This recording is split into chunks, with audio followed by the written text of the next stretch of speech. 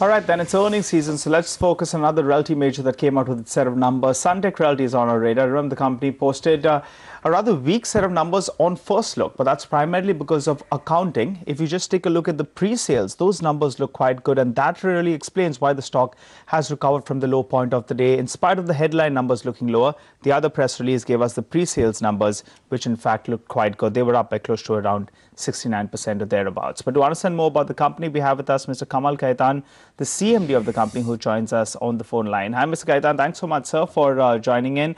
First things first, sir, I wanted to understand the number of units you've sold in the last quarter in your BKC project, and if you could give us the ticket size and the average realization there as well. Hi, Nigel. Good afternoon. And good afternoon, Ekta. Nigel, we sold, in fact, 2 units in BKC. Signature Island, we sold 1 unit, and that's 70 crore. The bigger unit, this is 11,500 square feet almost. And in Signia Isle, we sold another 1 unit. That's for 24 crores. To note, the big point is that we sold these units at a price which is almost 20% higher than the last quarter price. So last quarter we have sold almost at 48,000 rupees a square feet in Signature Island, versus this quarter we have sold at almost 61,000 rupees a square feet. And in Signia Isle, what we were selling at 44,000 rupees a square feet, we have realized almost close to 49,000 rupees a square feet, which is an increase of 20% in Signature Island and 12% in Signia Isle. That shows we are very. It shows the trend shows even in this market, luxury demand in BKC is good, and we don't not only see the volumes going up going forward, as well as we also see the price going up. Also, if you see now the unsold inventory left is almost again, it's in fact more than 2,200 crore if I see today's pricing. But on a conservative side, I'll continue to maintain that it's around because we feel that this will continue to remain strong.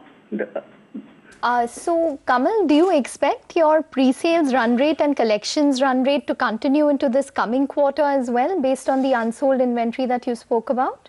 Yes, Ekta. In fact, we are very bullish. In fact, especially in our 2 micro markets where we have a strong presence, especially Bandra complex and ODC, the Oshiwara District Center. The sales velocity will in fact grow, and this micro market will outperform any other micro market, I feel. But they will definitely perform better than the other markets. So we continue to see this trend going forward. All right, talking about your ODC project, Mr. Khaitan, if you could help us out, how many units were sold in the past quarter, and if you could tell us what is the average realization out there? So this past quarter we sold 11 units, okay, and this is without any activation or much marketing, and we were going slow because of obviously the demonetization just, and there was a lot of RERA and GST things going on, so people were waiting on the fence to see whether the projects are RERA registered or not registered. So now I would like to share that both this project in ODC Avenue 1, Sunteck City Avenue 1 and Sunteck City Avenue 2 are both registered, and we have a proper RERA registration. So we sold 11 units, although still, and we could maintain our pricing at 15,535. Going forward, we will be going aggressively, and we'll see the volumes as well as the price going up. Where are your new projects coming up? So the new projects, definitely we have to launch Avenue 3 as well as in Sunteck City and Avenue 4.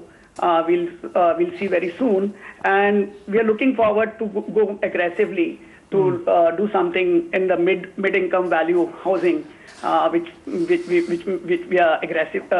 We are negotiating something, and hopefully we'll be coming out with some good news for that. All right, Mr. Khaitan, you told us that 2,200 crores is the unsold inventory in your BKC projects. And in fact, though you've already sold close to around 100 crores in the past quarter, yet that number is maintained because realizations have gone up. So that's pretty good news. But tell us about the unsold inventory in the Oshiwara project. If you could help us out, how many of them are completed? How many of them are under construction? So we can get a sense of the total unsold inventory of the company. So, Nigel, there is a total, if you know, there is a 23 acres what we own in ODC, Oshiwara District Center, Goregaon West. Yes. Out of which we have only launched Avenue 1 and Avenue 2, which is 7 acres. So 16 acres, we have not launched anything. So I will talk about the inventory of this just 7 acres, which is Avenue 1 and Avenue 2. In Avenue 1, we have sold, Avenue 1 and 2, we have sold 400 apartments, so out of 1,000 apartments. And we have already sold 40% of the inventory. And we have not even completed, I would say, put together both the projects, 40% of the project. And we see as the project progressing forward and the infrastructure improving in that location, the volumes as well as the prices will go up eventually. Okay, Kamal, just hold that thought. We have some news which is coming in on Tata Motors, where they're going to make an announcement later today. But nonetheless, Kamal, before we let you go, just wanted a quick update with regards to debt. Do you need to raise any money, maybe to focus on your affordable housing segment, and how you placed in your current financing cost? So our current financing cost is today almost close to 10%, which is, I think, one of the best in the industry. And we incrementally, if we are borrowing close to 9.15%, so which is very low for the real estate industry. And going forward, we are very comfortable. If you know, last year, we reduced our debt by 300 crores. So looking at the cash flow from the current existing projects, we see a strong cash flow coming up.